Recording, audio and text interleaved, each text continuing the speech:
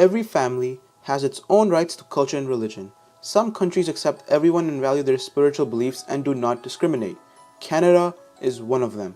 Everyone has their historical story, but right now it's time for mine.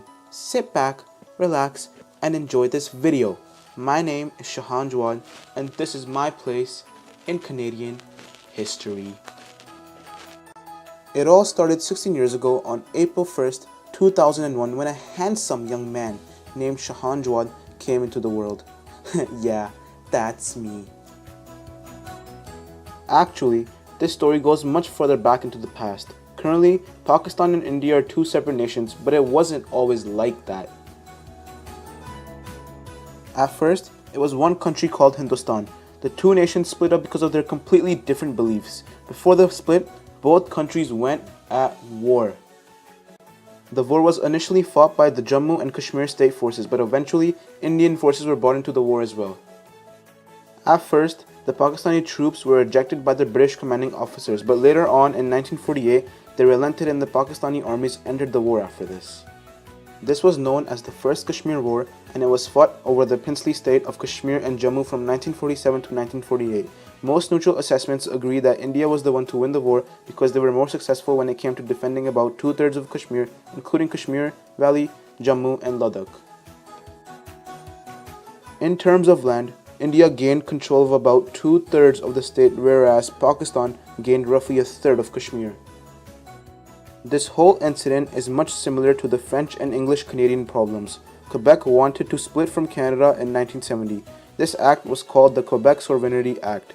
It was a political movement as well as an ideology of values, concepts, and ideas that advocates independence for the Canadian province of Quebec. The French insist that they should have in the other provinces the same rights as English Canadians have in Quebec.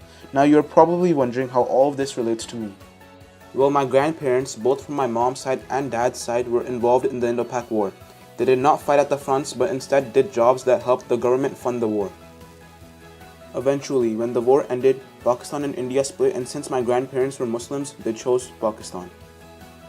My dad's dad started a life in Pakistan and became a doctor. He bought a house in Pakistan and got married with my grandma Naheed Butt.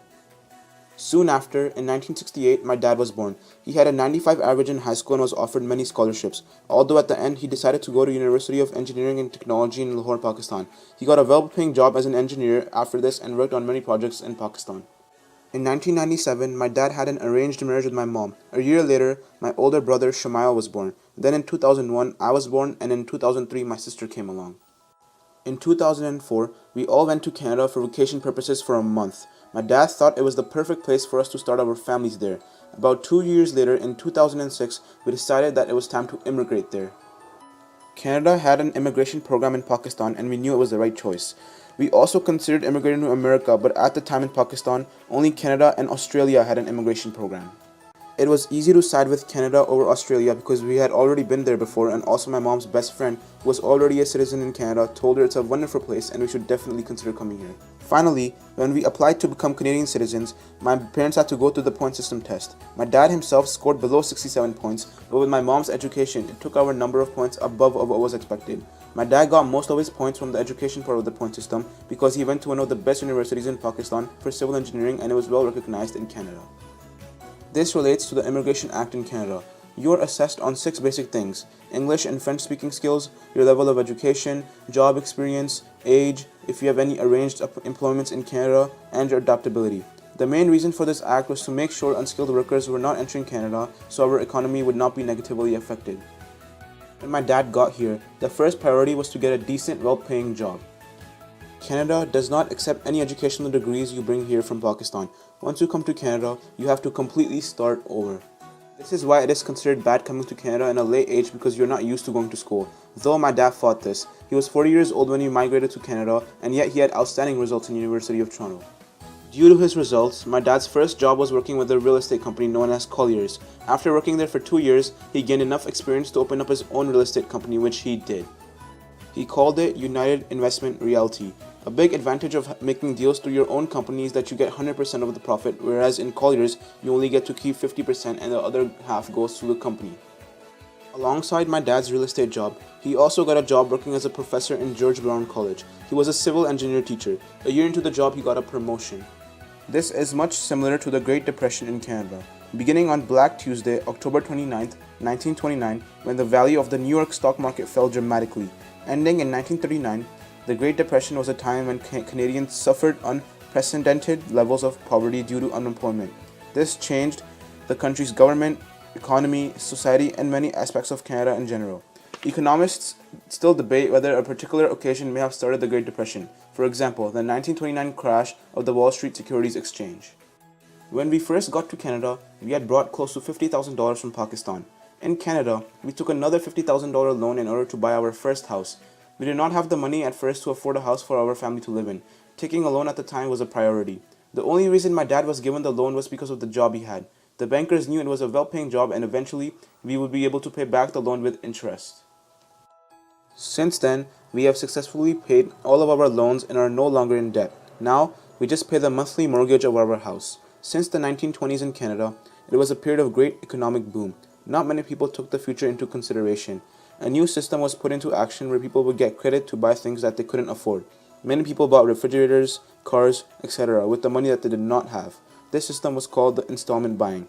With this system, people could make a monthly, weekly, or yearly payment on an item that they wanted or needed. This happened until Black Tuesday when the stock market crashed. The two systems, installment buying and buying on credit, left millions of people in debt. The first car my dad purchased in Canada was a 2008 Ford SUV. We needed it for travel. My dad needed it the most, especially since he was going to University of Toronto for most of the days in the week. We had good experiences with the car and it never broke down on us. We got the car on lease from the Ford dealership and gave it back almost 4 years later. It was very durable and was a good source of transportation. In the 1920s in Canada, people saw the growth in automobile industry. Henry Ford dreamed of making an inexpensive car that almost anyone could afford to buy. This car opened travel to the middle class. Some of this was because of the Ford's efficient fabrication, including assembly line production instead of individual handcrafting. The automobile has done more than any other machine to change our way of living. It put North Americans on wheels. For many people, cars also became status symbols. Movie idols in the 1920s all drove cars and reinforced the image that cars represented freedom and glamour. Cars were also much more private at the time than riding horses, trains, streetcars, and more.